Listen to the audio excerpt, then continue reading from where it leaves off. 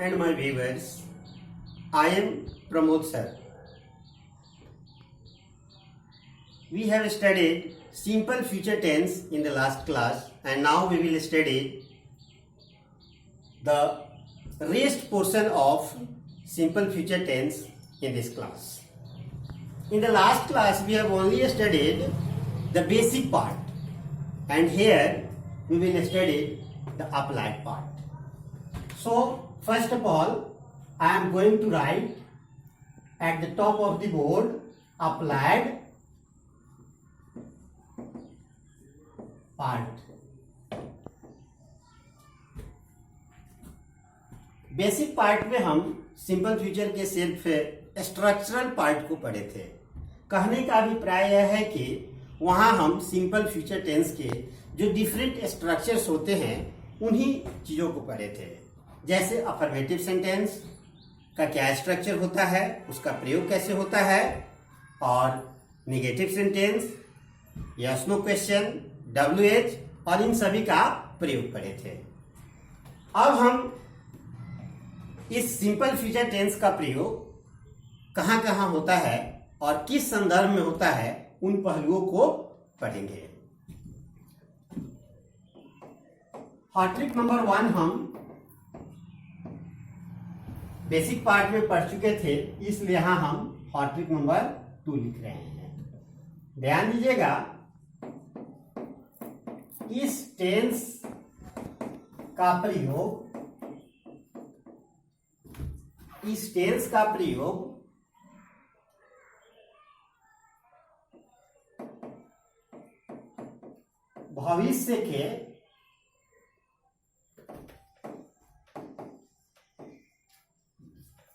भविष्य के किसी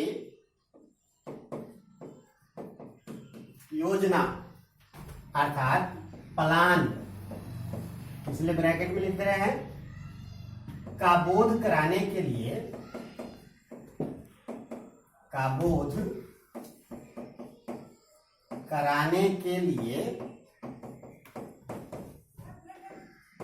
किया जाता है।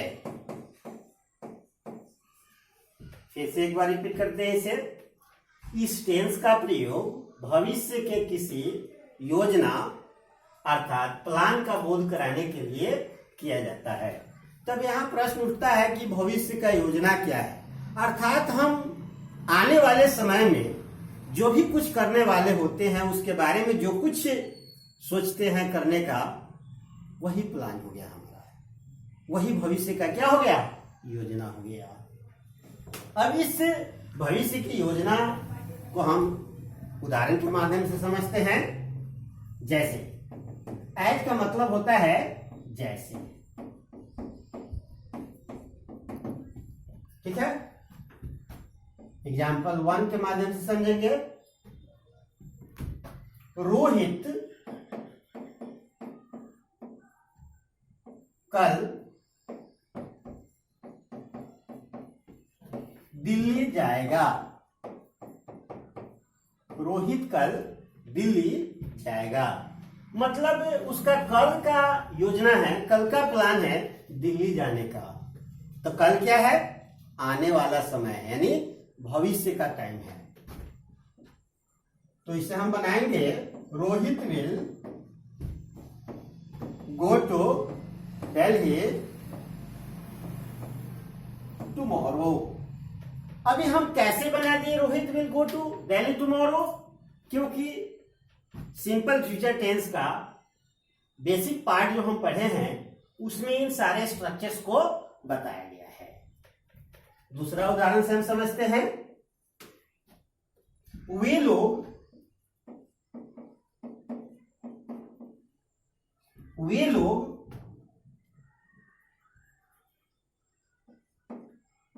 एक सभा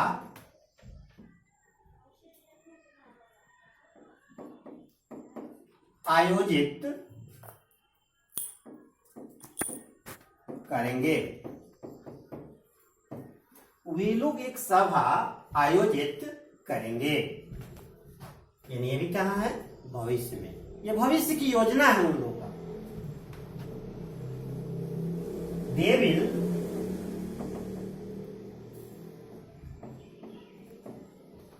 अरेंज,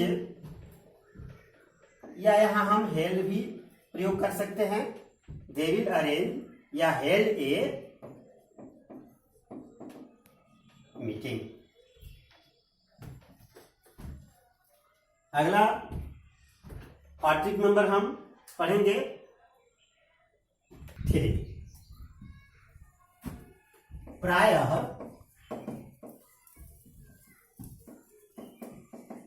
नेक्स्ट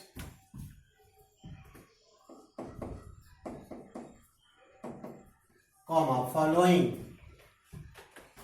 कॉमा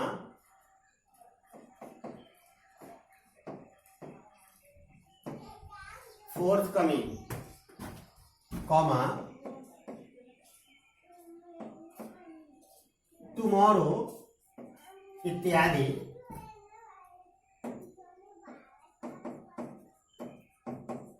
का प्रयोग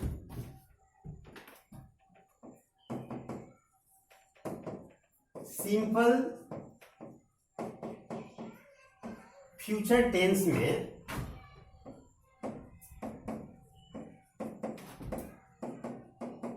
किया जाता है। ध्यान दीजिएगा, प्रायः, नेक्स्ट, फॉलोइंग, फोर्थकमिंग, टुमारो इत्यादि का प्रयोग सिंपल फ्यूचर टेंस में किया जाता है। इसे हम उदाहरण के माध्यम से समझते हैं। जैसे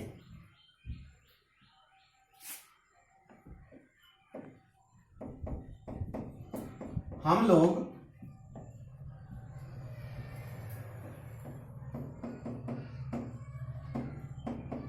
अगले माह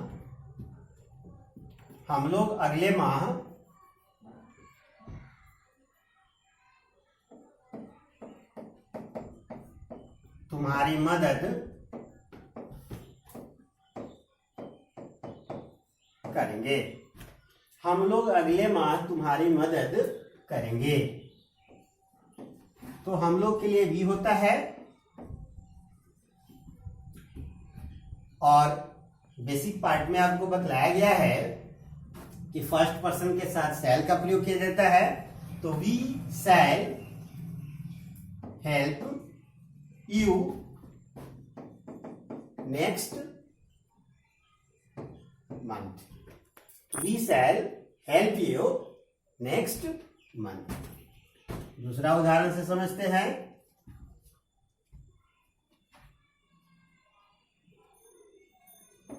भारत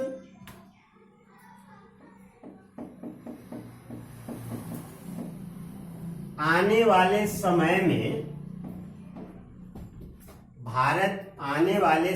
में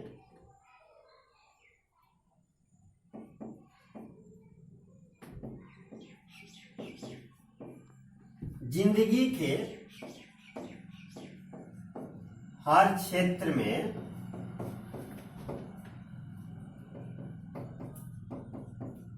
विकास करेगा। भारत आने वाले समय में, ध्यान दीजिएगा हमें छूट गया है, भारत आने वाले समय में जिंदगी के हर क्षेत्र में विकास करेगा। इसको हमें बनाना है, इंडिया विल डेवलप या प्रोग्रेस। इंडिया विल डेवलप या progress in every walks of life in forthcoming time। ध्यान दीजिएगा, छोटा से छोटा वाक्य हो, बड़ा से बड़ा वाक्य हो, बनाते समय हमें बताए गए नियमों को अनुपालन करना है और आसानी से बना लेना है। यहाँ आपकी एग्जामिनेशन में भी एक क्वेश्चन आता है जैसे हॉट ट्रिक के माध्यम से हम इन क्वेश्चन को कैसे टैकल किए, इंग्लिश में आपको जब बनाने के लिए आता है तो यहाँ हम देखें नेक्स्ट वर्ड, और कैसे किस टाइप का क्वेश्चन आता है उसको भी हम चर्चा करेंगे। यहाँ ये फोर्थ कमिंग है, यही शब्द सब डिसाइड कर रहा है कि यह वाक्य सिंपल फ्यूचर टेंस का होगा। चलिए इसके बाद हम अगला हॉट ट्रिक पढ़ते हैं। अब हम पढ़ेंगे हॉट ट्रिक नंबर 4। ध्यान दीजिएगा, ये बहुत इंपॉर्टेंट है आपके एग्जामिनेशन के पॉइंट ऑफ व्यू से भी। जब दो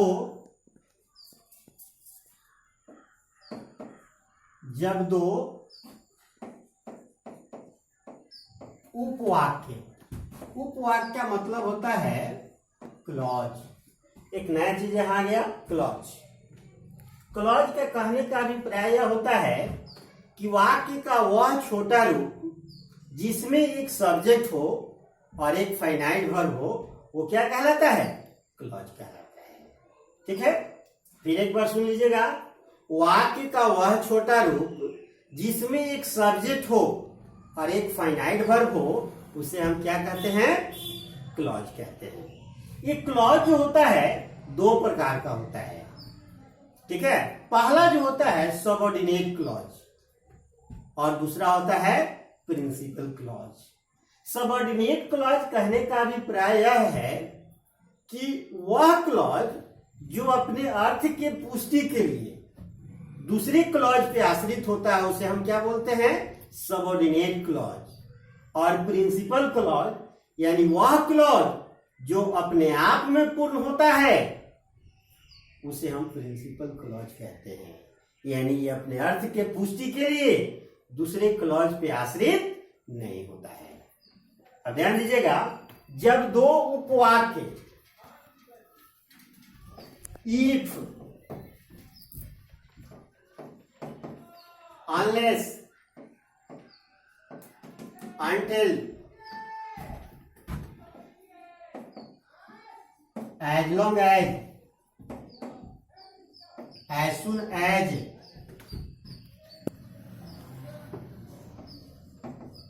इत्यादि और भी बहुत सारे ऐसे शब्द आते हैं, से जुड़ा हो,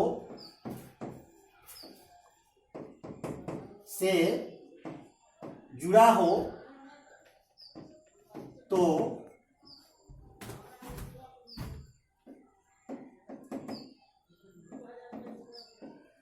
प्रिंसिपल क्लॉज यानी प्रधान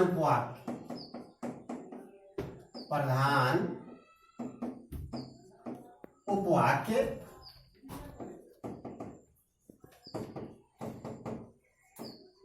सिंपल फ्यूचर टेंस में होगा। फिर से एक बार रिपीट कर देते हैं। जब दो उपवाक्य अर्थात clause if, unless, until, as long as soon as इत्यादि मतलब ऐसे बहुत सारे और भी शब्द है, से जुड़ा हो तो principal clause simple future tense में होगा। अब इसे हम उदाहरण के माध्यम से समझते हैं। जैसे यदि वर्षा होगी तो मैं बाहर नहीं जाऊंगा। यदि वर्षा होगी तो मैं बाहर नहीं जाऊंगा। ध्यान दीजिएगा, यहाँ यदि का इंग्लिश होता है इफ, इसलिए हम यहाँ नियम में बताए गए इफ का प्रयोग किए। If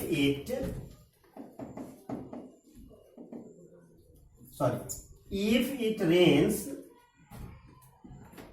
comma, I shall not go out। थोड़ा इसे स्पष्ट लिख देते हैं। If it rains comma I shall not go out.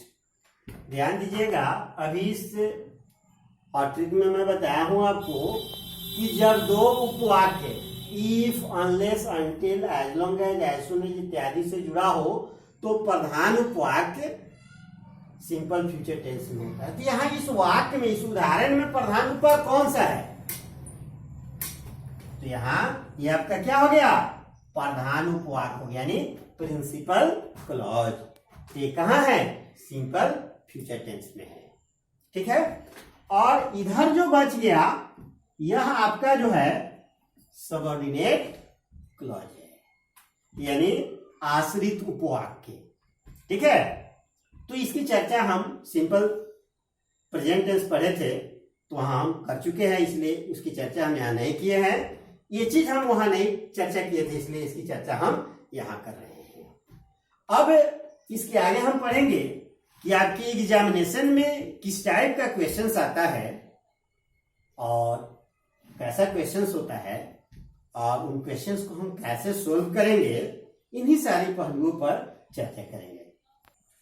यहाँ ध्यान दीजिएगा, जैसे कि आपको मैं बताया हूं कि आपके एग्जामिनेशन में किस टाइप का क्वेश्चंस आता है। अभी जो हम सिंपल फ्यूचर टेंस पढ़े हैं तो टाइप ऑफ क्वेश्चन, तो टाइप ऑफ क्वेश्चन जो आता है आपका आता है MCQ।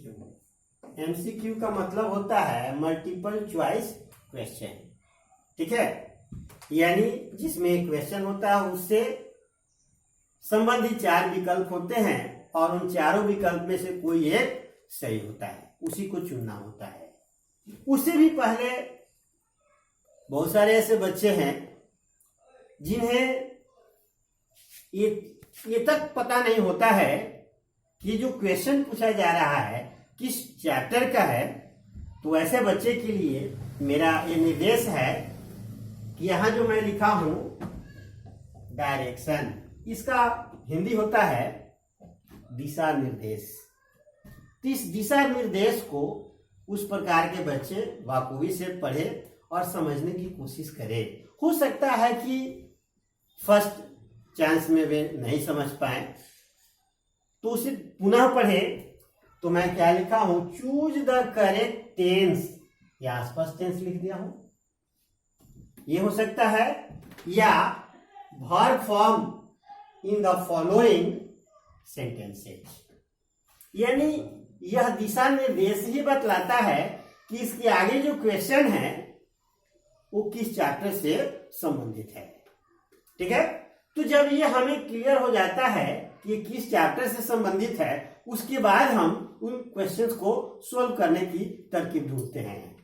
तो जब हमें हमारा ये क्लियर हो गया कि किस चैप्टर से है, तो अब उस बताए हुए चैप्टर्स में जो नियम जो बतलाया जाता है उन नियमों को हम चिंतन करेंगे। ठीक है। तो सर्वप्रथम क्वेश्चन टैकल करने का हमारा जो टिप्स है, पहले हम क्या करेंगे, क्वेश्चन को पढ़ेंगे। ठीक है। उसके बाद उसके से संबंधित जो विकल्प है उन विकल्प को भी पढ़ेंगे। तो जब हम क्वेश्चन पढ़ रहे हैं तो हमें एक चीज क्लियर हो जा रहा है, पहला वर्ड आ रहा है इफ। ठीक है। तो आप याद कीजिएगा, जब आपको इसका यूजेज पढ़ा रहे थे तो वहां बताए थे कि जब दो उपवाक्य if, unless, until, as soon as long as इत्यादि से जुड़ा हो तो प्रधान उपवाक्य सिंपल फ्यूचर टेंस में होता है। तो यहां इफ से जुड़ा हुआ है, I get a new TV, comma I dash give you this one. यहां तो 2 क्लास ही है, तो यह स्पष्ट कर दिया कि यह वाक्य सिंपल फ्यूचर का होगा। तो देखते हैं विकल्प को चुनकर देखते हैं कि कौन सा होगा इसमें सही। तो ए में विल दिया हुआ है। तो जैसे कि मैं आपको बेसिक जो पढ़ाया था सिंपल फ्यूचर टेंस का, तो वहां कहां शैल का प्रयोग होता है, कहां विल का प्रयोग होता है, इसका स्ट्रक्चर क्या होता है, किस वर्ड के बाद कौन सा वर्ड आएगा, इन सारे पहलुओं की चर्चा हम वहां किए थे।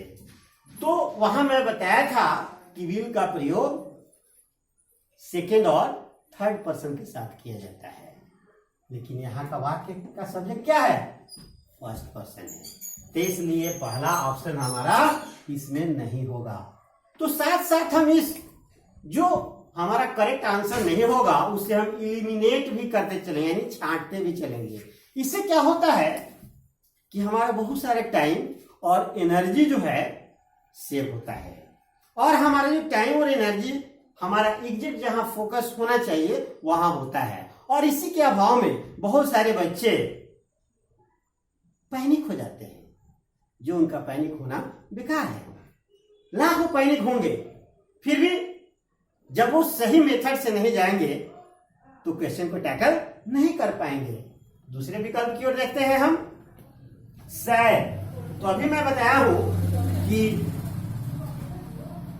सैल का प्रयोग किसके साथ होता है? फर्स्ट पर्सन के साथ।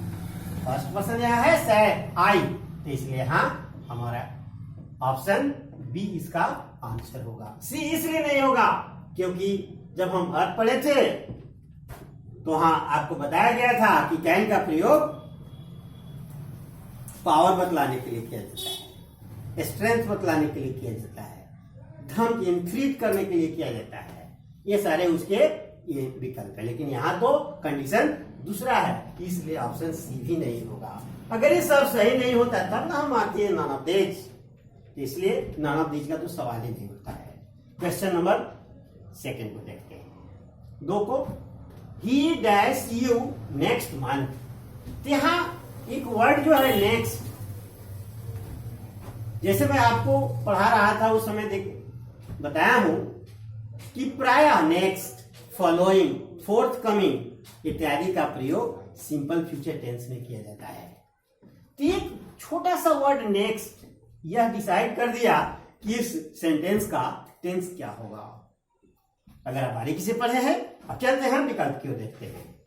इनवाइट्स, तो बहुत सारे बच्चे होता क्या है, इतने वो डरे होते हैं कि फर्स्ट ऑप्शन को देखते हैं, सब्जेक्ट के साथ अगर उनका तालमेल बैठ गया वही टिक मारकर चले आते हैं। तो ऐसे आपको नहीं करना है। आपको ये जो सारा नियम बताया जा रहा है, जो सही प्रोसेस है उसको एडॉप्ट करना है और उसके माध्यम से आपको क्वेश्चन सॉल्व करना है। तो यहाँ नेक्स्ट का मतलब क्या है, जैसे मैं आपको बताऊं कि वाक्य सिंपल फ्यूचर टेंस में होगा, इसका प्रयोग प्राय सिंपल फ्यूचर टेंस में ही किया जाता है। तो यहाँ इनवाइट्स नहीं होगा क्योंकि V5 का प्रयोग सिंपल प्रेजेंट में किया जाता है। तो ये कंफ्यूज करने के लिए ऐसे सारे ऑप्शंस क्वेश्चंस में दिए जाते हैं। शैल इनवाइट, तो यहाँ ऑप्शन बी में जो है आपका शैल इनवाइट, तो यहाँ ध्यान देना है। अभी मैं थोड़ा देर पहले बताया हूं कि शैल का प्रयोग सिर्फ फर्स्ट पर्सन के साथ किया जाता है। फर्स्ट पर्सन मीन्स क्या? स्पीकर जो बोलता है वो क्या है?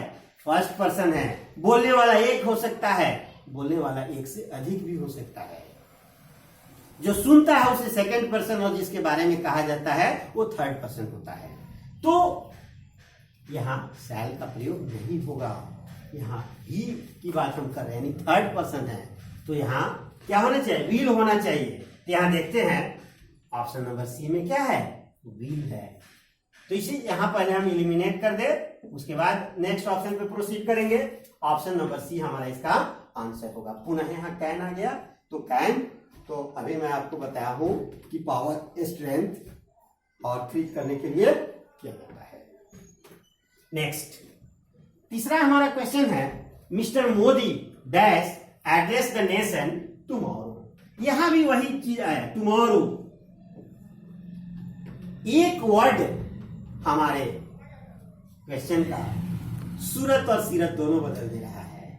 इसलिए मैं आप लोगों को बार बार फोकस करता हूं, बार बार जोर देकर कहता हूं कि बच्चों जो भी पढ़ाया जा रहा है उसको बार बार घर पे पढ़ो। सारे क्वेश्चंस इसी पे आधारित आएंगे। और वही हम देखते हैं, टुमारो को देखकर हम सिर्फ यहां इस क्वेश्चन को सॉल्व कर लेंगे। टुमारो मीन्स क्या? Simple future tense. यहां में नहीं होगा, मिस्टर मोदी है थर्ड पर्सन सिंगुलर, इसलिए यहां शैल भी नहीं होगा, यहां विल होगा। Option number C. शुड तो सजेशन करने के लिए, सजेस्ट करने के लिए किया जाता है, इसलिए यहां ये भी नहीं होगा। चलिए आज के लिए इतना ही, और इसके आगे की जो भी चीज है वो हम अगले वीडियो में चर्चा करेंगे।